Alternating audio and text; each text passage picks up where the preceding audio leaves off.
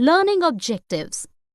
After completing this module, learners will be able to understand the nature of production in England before industrialization, understand and analyze the lives of workers during industrialization, understand and describe the impact of industrialization in England on its colonies, understand and analyze how foreign goods impacted the local Indian market, understand and explain the process of establishment of factories and role of Indian entrepreneurs, understand and describe peculiarities of industrial growth of India.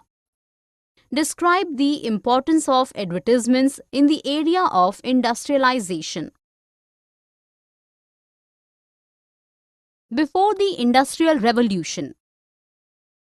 In 17th and 18th centuries Europe, there was large-scale production for international market, but it was not factory-based.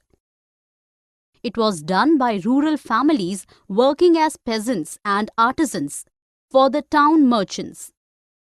This kind of industrialization is termed as proto-industrialization.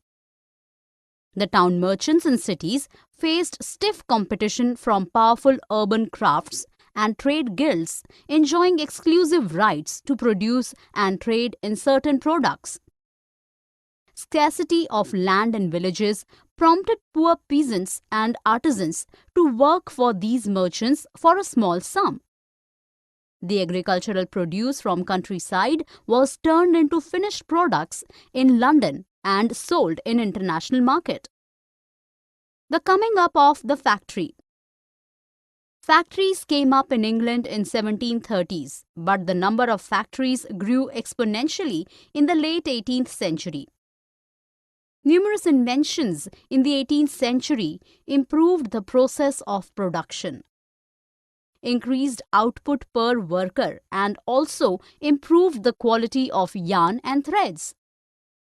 At this time, Richard Arkwright set up the cotton mill. Managing and supervising production under one roof in a mill was easier. By 1787, England's import of raw cotton reached a whopping 22 million pounds. The pace of industrial change. Other than cotton, England led in the export of steel. By 1873, Britain's iron and steel export was about 77 million pounds.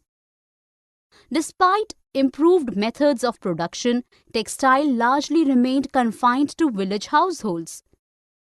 Small innovations did improve the rate of production in traditional industries, but the new technology took long to become popular, acceptable, and affordable. Hand labour and steam power. In Victorian Britain, human labour was available in plenty and at low wages. Therefore, instead of investing in expensive machines, industrialists preferred hand labour, especially in the industries like gaswork, breweries, book binding, Christmas supplies, or repairing ships, where requirement of labour was seasonal in nature. The upper classes in Victorian Britain considered handmade goods superior to machine-made goods. Machines were preferred only for products requiring uniformity and mass production like uniforms, etc. Life of the workers. People in large numbers flocked to cities in search of employment. Those having some kith and kin working in a factory had better chances of employment. The job seekers had to spend nights under bridges or put up in night shelters. Night refuges set up by individuals or casual wards run by poor law authorities. Seasonality of work often forced many to return to countryside. Some would seek odd jobs to survive. Increase in wages in the early 19th century did not improve the income of the workers. A worker's income depended not only on the wages but also on the duration of his employment. Large-scale unemployment turned people against new technology. Spinning jenny, a machine introduced in the woolen industry, was attacked by women as they apprehended displacement from employment. The situation eased a little after 1840s, when activities like widening roads, laying drainage, sewers and railway lines, construction of railway station, etc., calling for more labor increased in cities. Industrialization in the colonies. The age of Indian textiles. Indian textile business was exceedingly prosperous till India became a British colony.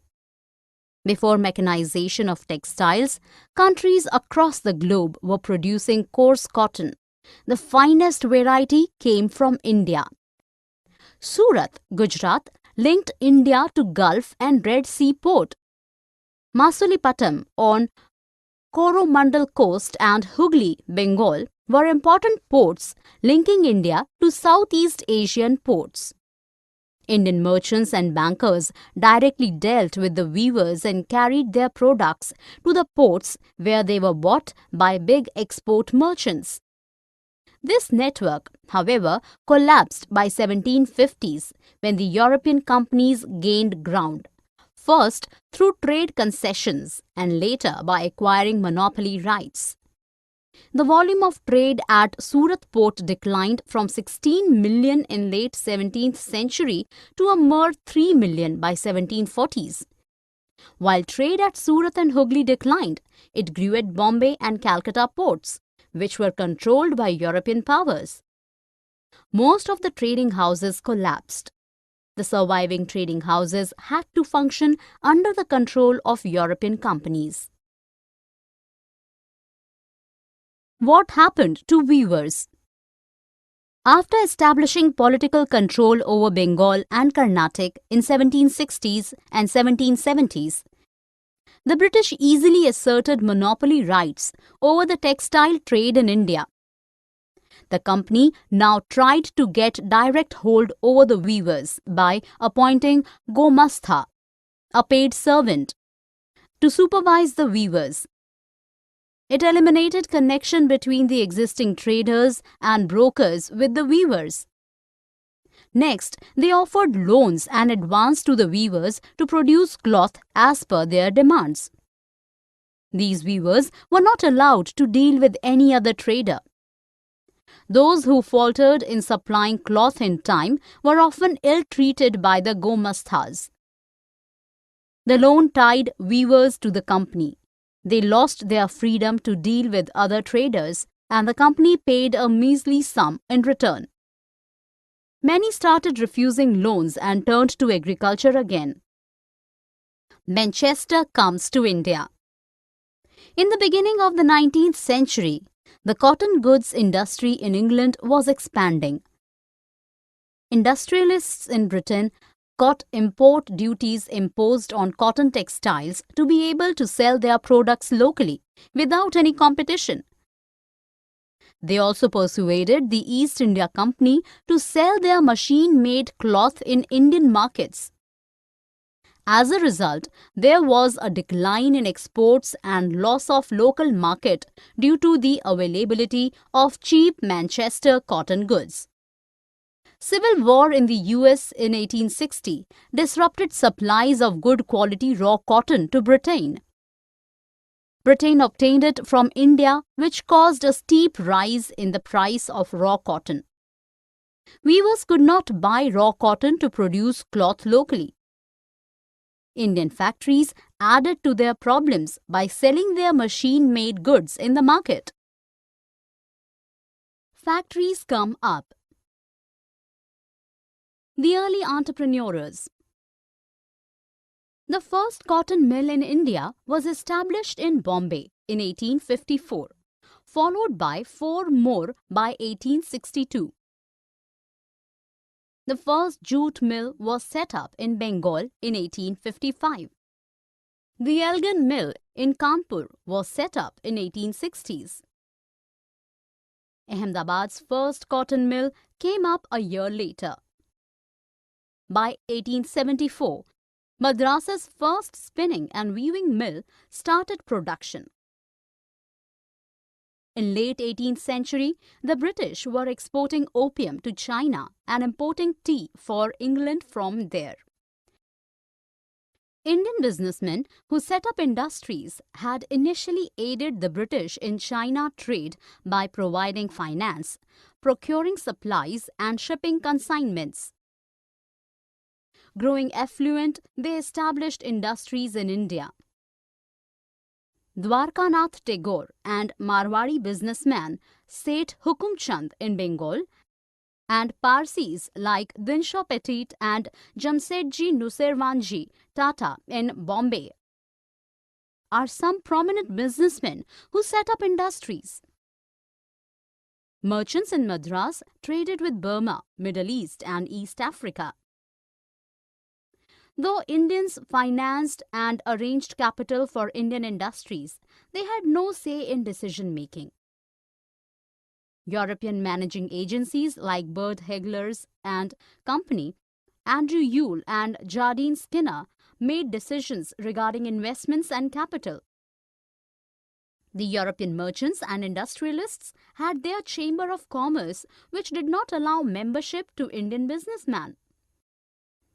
Where did the workers come from?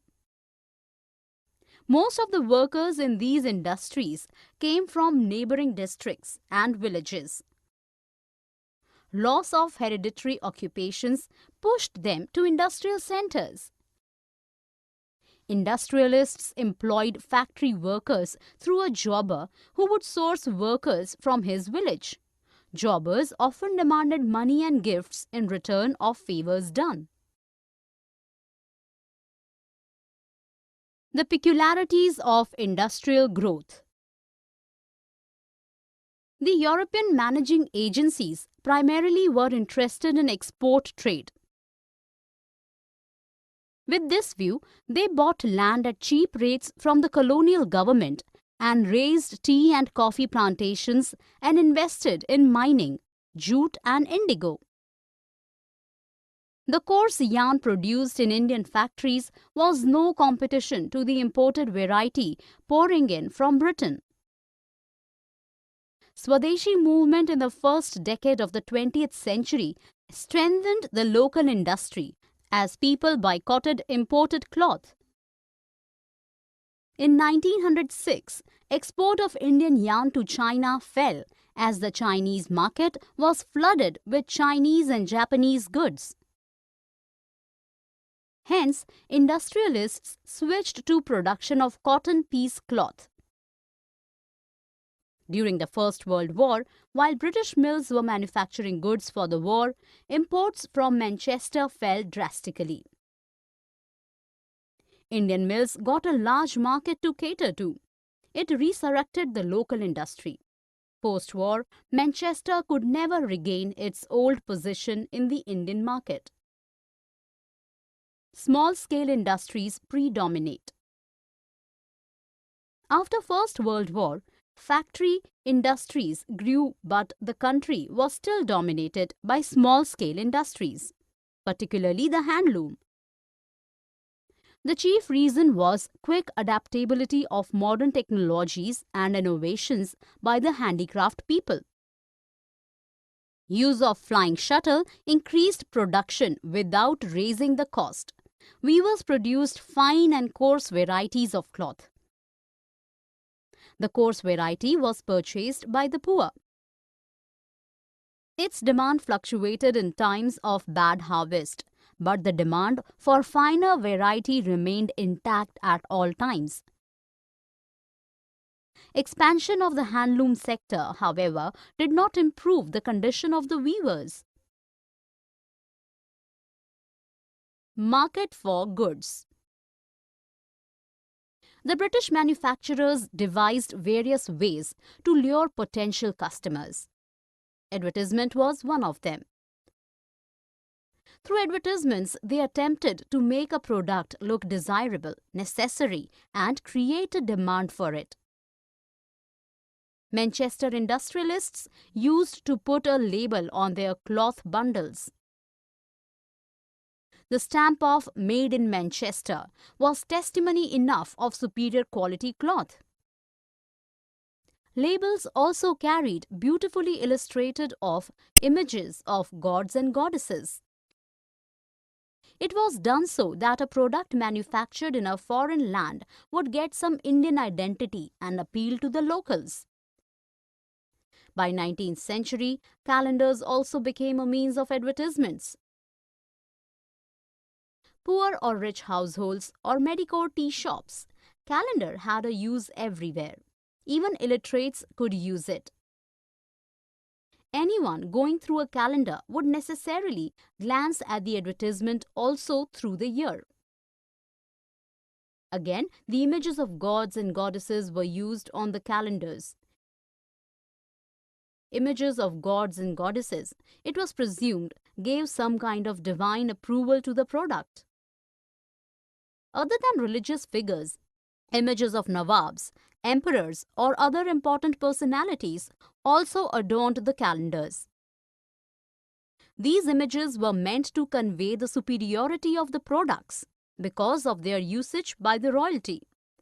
Their quality was not compromised at all. Indian manufacturers used advertisements to spread the nationalist message that show solidarity with the nation and buy Indian products. Advertisements did play a crucial role in spreading the nationalist message of Swadeshi.